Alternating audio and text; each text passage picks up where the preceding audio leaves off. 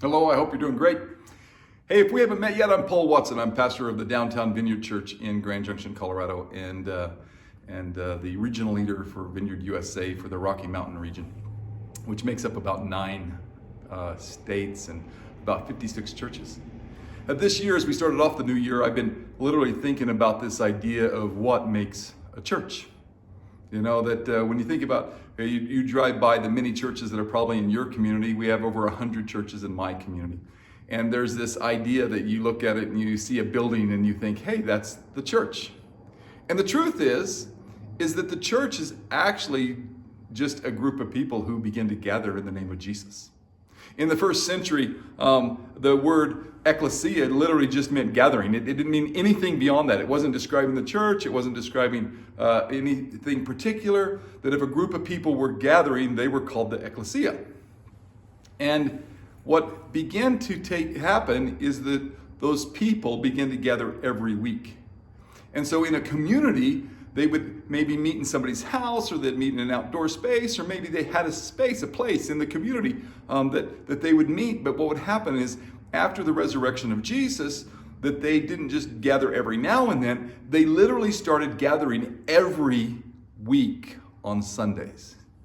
And see, in the church, we gather on Sundays because we're literally gathering not just to be a group of people in the name of Jesus, we're gathering to remember the resurrection, that Jesus rose from the dead. And so we don't celebrate Jesus's resurrection just on Easter. We actually in the church meet on Sundays, and we meet to celebrate the resurrection of Jesus, and we gather every Sunday. In my community was found in 1880 by a man named Mr. Crawford. And in 1880 to 1884, 5 churches began to gather. We had First Baptist Church, and First United Methodist Church, and First Presbyterian Church, and St. Matthew's, and St. Joe's. And 140 years later, those churches are still gathering. And so when I think about the church, and you think about what a church is, and what a church is supposed to know, and what a church is supposed to do, I'm reminded of the passage out of John 15. It's a famous passage. If you're not familiar with it, it literally is just Jesus, and he's saying that in order to do anything eternal, you have to remain in him. And he says over and over and over in John 15, he says, remain in me and I will remain in you. Remain in me and I will remain in you. Remain in my love and my love will remain in you.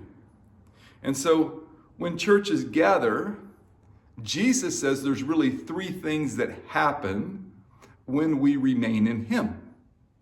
The first thing is that in order to remain in him, we have to stay connected to him. He's the vine and we're the branches, is what John 15 says. And he says that if you remain in me, I will remain in you. That no branch can bear fruit by itself.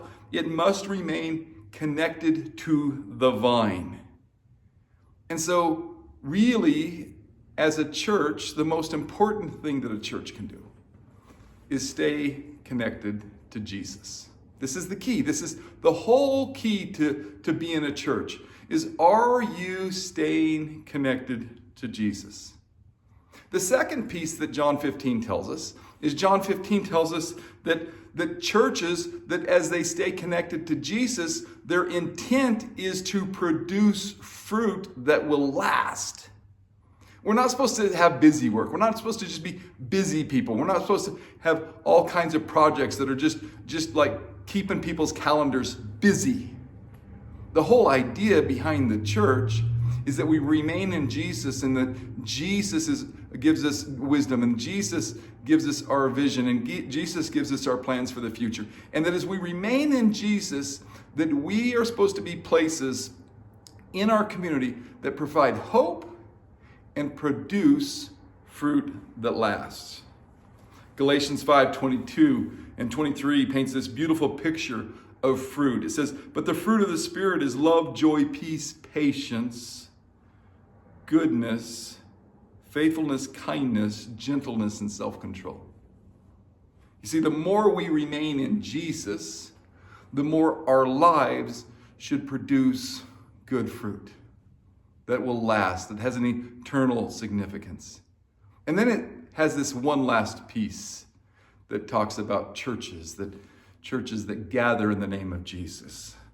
So we know that those churches that gather in the name of Jesus should stay connected to Jesus, and they should bear fruit that will last. And then he says, the way that you know that you will bear fruit that will last is, are you loving one another? Do you care for one another? Do you take care of one another? Do you forgive one another? Do you help one another? Do you help each other grow? That literally, the sign of a church that's bearing good fruit is it has great love for others. We say it this way: the sign of a church that's bearing great fruit is that when people are at their worst, we love them to their best. We love them in such a way that they experience the love of Jesus. There's a passage in 1 Peter 4:8, and it just says, most of all, continue to show deep love for one another, because love covers a multitude of sins. And so I would just ask this: not how big is your church, not even what amazing things is your church doing. Are you connected to Jesus? Do you produce fruit that will last, eternal fruit? Are people giving their lives to Jesus? And are you a church that knows how to love one another? That's the sign of a church.